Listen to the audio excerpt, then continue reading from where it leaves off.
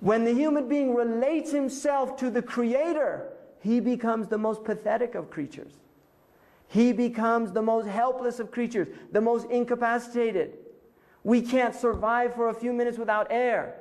There was once a Buddhist monk he was a master, had his student, came to him and he said, I want to achieve enlightenment. He said, the first thing you have to do is learn how to breathe. He said, well, I know how to do that. I've been breathing all my life. He said, no, you have to learn how to be conscious of your breath. He said, why should I learn how to be conscious of my breath? So he had some of his students take him to a river next to the monastery and hold him under. And then brought him up.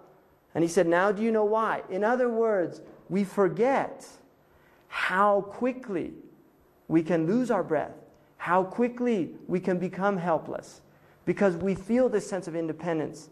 And until we start becoming aware of our weaknesses, our inherent weaknesses, the most subtle is breath itself, because we are one breath away from death.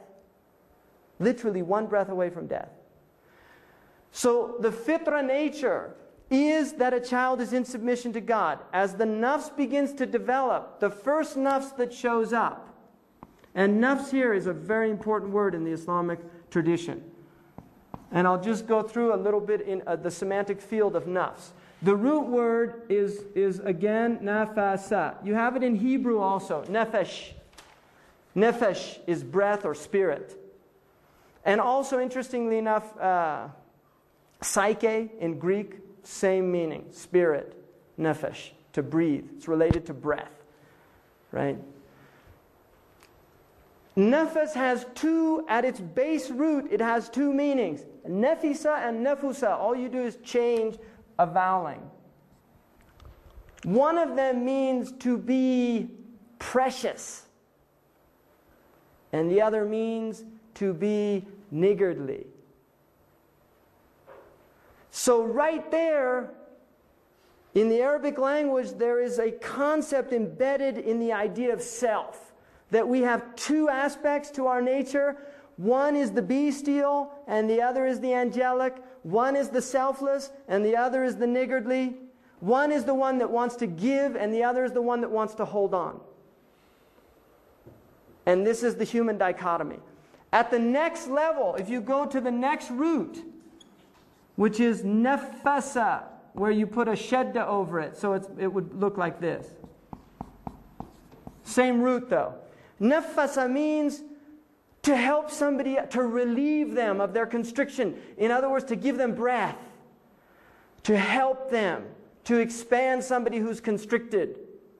But you go to the next root. Nafasa. And it means to undermine somebody else, to compete against them. So it's right there in the language. The human being has these two opposing qualities. For the child, at the first level, you can see this already. One is that the child will smile and give the mother, melts the heart, right? I mean, you watch people's faces when they're looking at the baby. And when the baby smiles, they all get, like they start kind of melting, right? Why? Because it's like a gift from that baby. But then it starts screaming, I want. So right there in the baby, we begin to see the emergence of the dual nature. And we see it through childhood. I mean, I have a 5 and a 3-year-old, and you can see them moving between these two states. This amazing state of wanting to give, wanting to share, and then this other state of wanting to hold on. I'm not going to share. Right? Negation, affirmation. The world is negation. The next world is affirmation. Negating the world, affirming God. This is the human being. We are negators and affirmers. But if we get it wrong, what we should be negating and affirming, we go into trouble. So the first nafs is called Nafs al-Amara. And there's an interesting book by Robert Bly. For people that like him, some people can't stand him, but I like him. There's a book he wrote called The Sibling Society, which is about modern America. Because he's got this idea that Americans are turning into big babies, right? That they've lost this kind of sense of moving into maturity. And he uses the Islamic model of saying that many of us have become this nafs al-ammara. Ammara means the commanding self. It is the self that is commanding us to do things that we shouldn't do. And if we submit to that self, we become a slave of our passions. And this in the Arabic language is called abd. The Prophet said, wretched is the slave of the dinar and the dirham, of gold and silver. Wretched is the slave of his clothes. Wretched is the slave of his riding beast. People that become slaves of stuff, of the world. So nafs al-ammara is the commanding self. Now the next move up is called nafs al-lawwama. This is the blaming self, the reproachful self. The self is moving out of its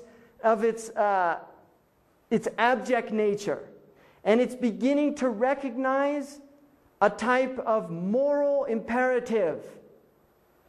The nafs is still doing wrong, but it's saying, I shouldn't be doing this. And this is consciousness.